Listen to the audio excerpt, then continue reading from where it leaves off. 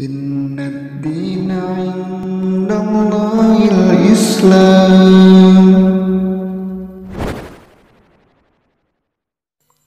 Assalamualaikum warahmatullahi wabarakatuh.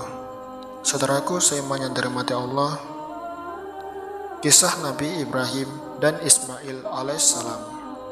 Bagaimana kisah Nabi Ibrahim alaihissalam yang saat itu ingin membunuh anaknya, Nabi Ismail alaihissalam. Kisah ini menjadi tonggak diisyaratkan ibadah kurban. Kisahnya dijelaskan dalam ayat berikut. A'udzu billahi minasyaitonir rajim. Wa qala inni dzahibun ila rabbi sayahdin. Rabbi habli minas solihin. Fabasyarnahu bigulamin halim. Falamma balagha ma'ahu as-sa'ya qala ya bunayya inni ara fil manami anni atbahuka fanzur maza tara. Qala ya abati if'al ma tu'mar satajiduni insya'allahu minas sabirin. Falamma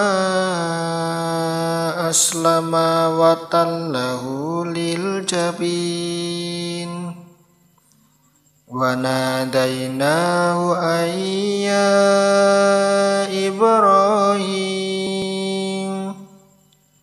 qad saddaqatar ru'ya inna kadzalika najzil muhsinin.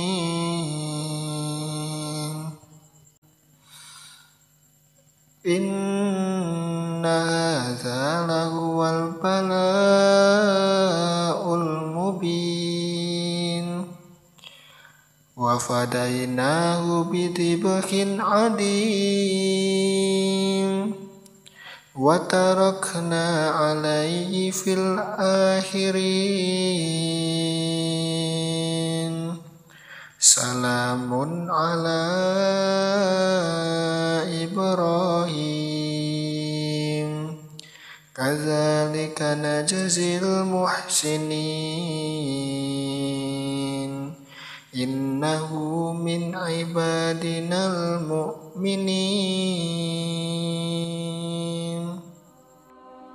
Tafsiran ayat secara global yang dibicarakan dalam ayat ini adalah Nabi Ismail alaihissalam, putra Nabi Ibrahim alaihissalam, bukan Nabi Ishak alaihissalam, karena Nabi Ishak baru disebut setelah itu pada ayat 112 sampai 113.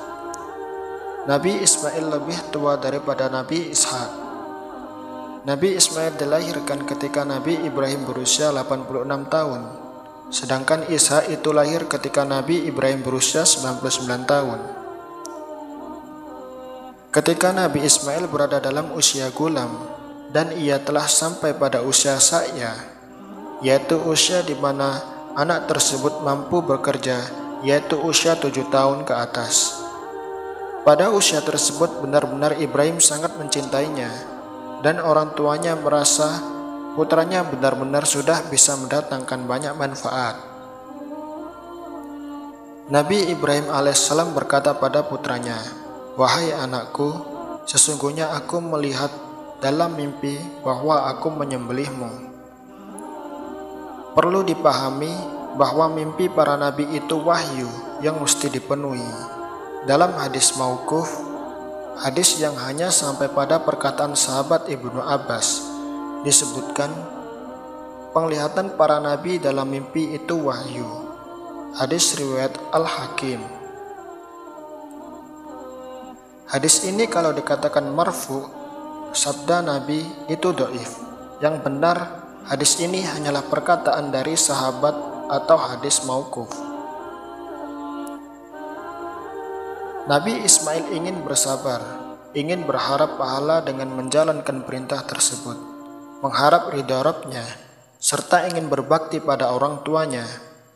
Nabi Ismail pun meminta pada bapaknya untuk melaksanakan apa yang telah diperintahkan oleh Allah Subhanahu wa taala. Niscaya akan didapati Ismail alaihissalam termasuk orang-orang yang sabar atas kehendak Allah. Kesabaran tersebut dikaitkan dengan kehendak Allah karena memang tanpa kehendak Allah, kesabaran tersebut tidak bisa dicapai. Ketika Nabi Ibrahim dan Nabi Ismail telah berserah diri, Nabi Ibrahim alaihissalam sudah akan menyembelih anaknya, putranya sendiri, buah hatinya. Hal itu dilakukan untuk menjalankan perintah Allah dan takut akan siksanya. Nabi Ismail alaihissalam pun telah mempersiapkan dirinya untuk bersabar. Ia merendahkan diri untuk taat kepada Allah dan ridho pada orang tuanya. Nabi Ibrahim alaihissalam lantas membaringkan Nabi Ismail alaihissalam di atas pelipisnya. Ia dibaringkan pada lambungnya lalu siap disembelih. Kemudian Nabi Ibrahim alaihissalam memandang wajah Ismail alaihissalam ketika akan menyembelihnya. Ketika dalam keadaan gelisah dan cemas, Nabi Ibrahim alaihissalam diseru dan dikatakan bahwa benar sekali ia telah membenarkan mimpi tersebut. Ia telah mempersiapkan diri juga untuk hal itu. Yang terjadi ketika itu, pisau sudah diletakkan di leher. Peristiwa ini adalah ujian Allah Subhanahu wa taala pada Nabi Ibrahim alaihissalam, menunjukkan akan kecintaan Nabi Ibrahim pada Rabb-Nya. Allah Subhanahu wa taala menguji Nabi Ibrahim lewat anak yang benar-benar ia cintai. Diperintahkan untuk disembelih. Akhirnya Allah Subhanahu wa taala mengganti dengan domba yang besar sebagai tebusan. Nabi Ibrahim alaihissalam bukan menyembelih Nabi Ismail, namun menyembelih seekor domba. Itulah balasan bagi orang-orang yang berbuat ihsan. Itulah Nabi Ibrahim yang merupakan bagian dari orang beriman. Orang yang berbuat ihsan di sini yang dimaksud adalah orang yang berbuat ihsan dalam ibadah, yang mendahulukan ridha Allah daripada syahwatnya. Saudaraku seiman yang dirahmati Allah, faedah dari kisah tersebut. Yang pertama, kisah tersebut adalah setelah Nabi Ibrahim alaihissalam diuji akan dilemparkan dalam api, kemudian ia diperintahkan berhijrah. Kisah Ibrahim ini menunjukkan keutamaan hijrah. Hijrah yang pertama di muka bumi adalah hijrahnya Nabi Ibrahim dari Irak ke Syam. Yang kedua, yang ingin disembelih adalah Nabi Ismail alaihissalam, bukan Nabi Ishak alaihissalam, seperti pernyataan sebagian ulama. Yang ketiga, kecintaan pada Allah mesti dikedepankan daripada kecintaan pada istri dan anak. Yang keempat, orang beriman mesti diuji keimanannya. Ibnu Taimiyah rahimahullah berkata, maksud dari perintah menyembelih di sini adalah Allah memerintahkan kekasihnya untuk menyembelih putranya, di mana perintah ini amatlah berat. Itulah ujian bagi Ibrahim alaihissalam untuk membuktikan kalau ia murni mencintai Allah dan menjadikan ia Khalilullah atau kekasih Allah seutuhnya. Itulah tanda kecintaan yang sempurna pada Allah. Yang kelima, wajibnya taat dan berbakti pada orang tua selama kebaikan. Yang keenam, mimpi para nabi itu adalah wahyu. Yang ketujuh, disyariatkannya ibadah kurban. Yang kedelapan, orang-orang yang dalam puncak kesulitannya akan dibukakan jalan keluar.